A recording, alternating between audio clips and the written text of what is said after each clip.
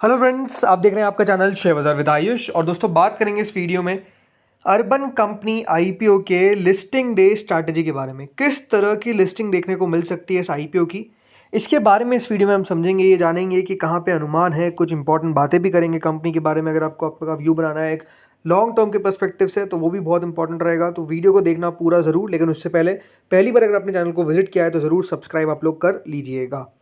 तो दोस्तों, सबसे पहले तो जिनको मिला उन सबको कॉन्ग्रेचुलेशंस। 103 रुपये का आपको एक शेयर मिला है। टोटल 145 शेयर आपको मिलते हुए नजर आए हैं एक लॉट में। अगर आपको ज़्यादा शेयर्स लगे, यानी एचएनआई का लॉट लगा है, तो मल्टीप्लाई कर सकते हैं इंटू 14।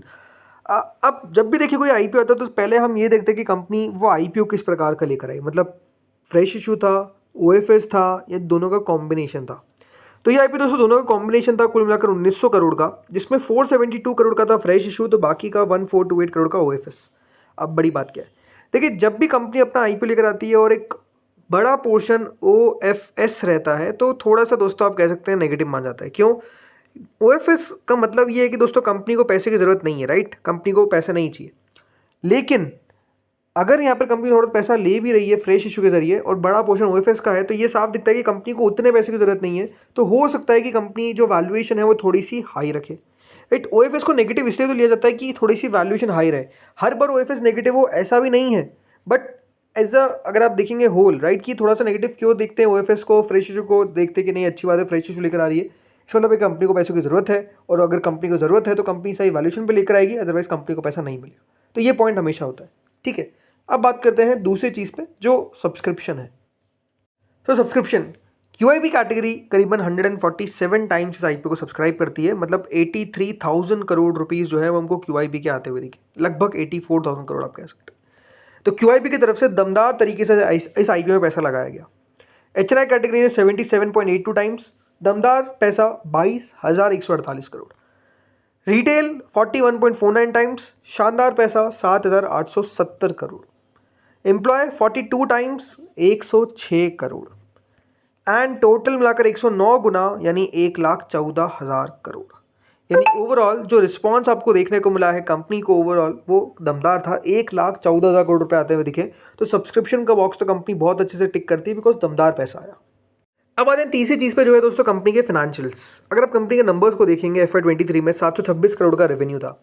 उसके अगले साल वो 927 करोड़ का हुआ, फिर उसके अगले साल 1,260 करोड़ का हो गया। यानी कंपनी का रेवेन्यू अगर आप देखेंगे तो अपने आप में दमदार तरीके से बढ़ता हुआ दिखा है, इसमें कोई दोहराई नहीं है। मुनाफे पे आते हैं। कंपनी का दोस्तों घाटा था करीबन 2023 में 312 करोड़ का, उसके अगले साल 92 करोड़ का लॉस हुआ। बट फिर दोस्तों कंपनी इवेंचुअली मुनाफे में आ जाती है विद 239 करोड़ प्रॉफिट। लेकिन इसमें एक इंपॉर्टेंट चीज़ है कि कंपनी का भले 240 करोड़ का मुनाफा हुआ है, बट उसमें एक वन टाइम गेन भी जुड़ा है। तो अगर आप वन टाइम गेन को देखते हैं तो वो भी इंपॉर्टेंट पॉइंट है, because one time gain he majority कारण है कि कंपनी प्रॉफिट में आई। अदरवाइज कंपनी का जो मुनाफा है वो बहुत कम है, मतलब सिंगल डिजिट, सिंगल से डबल डिजिट के आसपास थोड़ा बहुत। तो ये सबसे ज़रूरी बात है कि वन टाइम गेन के कारण कंपनी का मुनाफा आया, राइट। अब दोस्तों कंपनी के बारे में आपको कुछ बात बताता हूँ, देन हम बात करेंगे आगे कि किस तरीके से ये आईपीओ में आपको अपनी रणनीति बनानी चाहिए।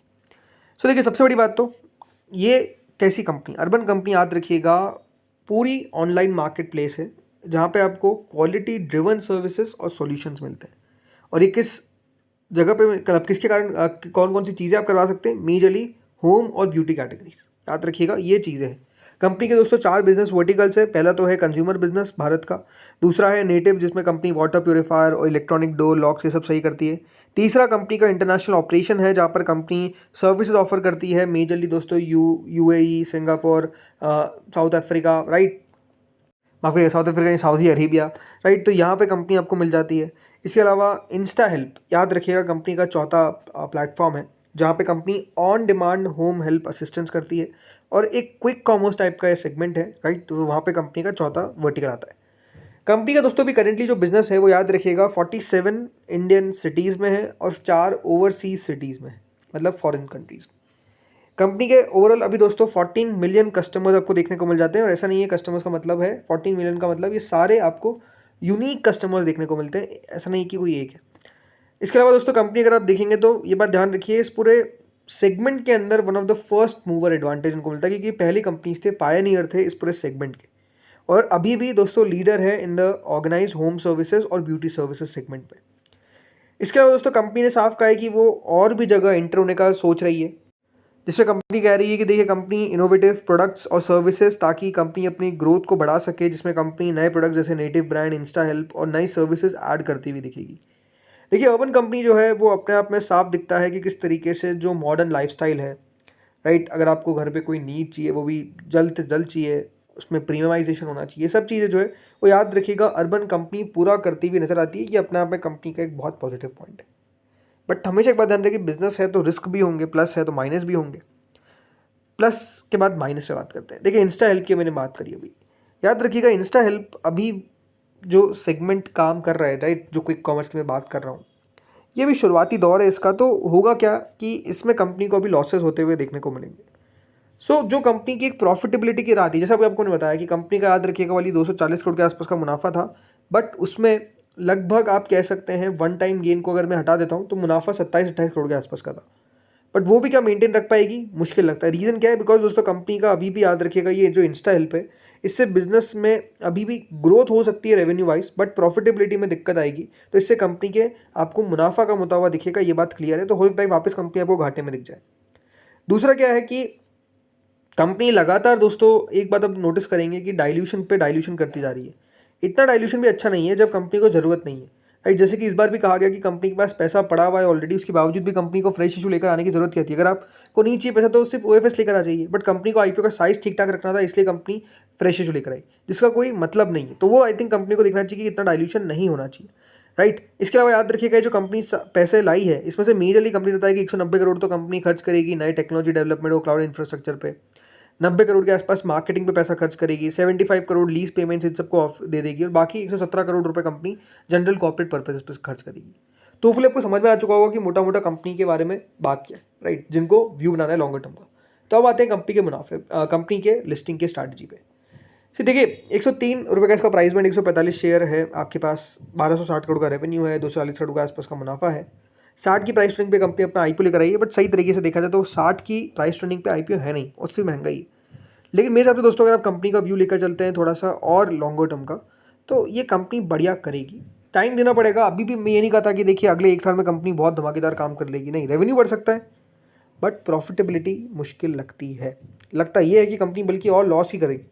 कम से कम दोस्तों ये 3 से 4 साल की स्टोरी होने वाली है। लेकिन अपने आप में मेरे हिसाब से जिस तरीके से दोस्तों जो अब कंपनीज कर पा रही है, राइट, न्यू एज कंपनीज पे जो लग रहा था थप्पा कि नहीं भैया खराब ही करेगी, नुकसान ही नुकसान करती जाएगी, अभी भी नुकसान हो रहा है कुछ कंपनीज का। लेकिन बात क्या है कि देखिए जो जिस सेक्टर में थोड़ा सा लीडर है उसको बाजार मल्टीपल देगा, वैल्यूएशन देगा। इसलिए मेरे हिसाब से 150 160 के आसपास लिस्ट होना चाहिए। ये अपने आप में मेरे हिसाब से बहुत अच्छी लिस्टिंग है, और फिर अपसाइड पे गैप मुझे ज़्यादा नहीं लगता है। हो सकता है कि शेयर यहाँ से और 200 रुपये तक चल जाए, जाने में जा सकता है, बट द थिंग इज कि मुझे लगता नहीं है। लेकिन स्टिल आई थिंक 150 to 160 के आसपास का लिस्टिंग होना चाहिए। जीएमपी भी यही इंडिकेट कर रहा है कहीं, तो मेरे हिसाब से इसी के आसपास लिस्टिंग होनी चाहिए। बाकी देखते होता क्या है, आप लोग बताइए आपको क्या लगता है। इस वीडियो में इतना ही था। होपफुली आपको वीडियो बढ़िया लगा होगा। Thank you friends for watching this video.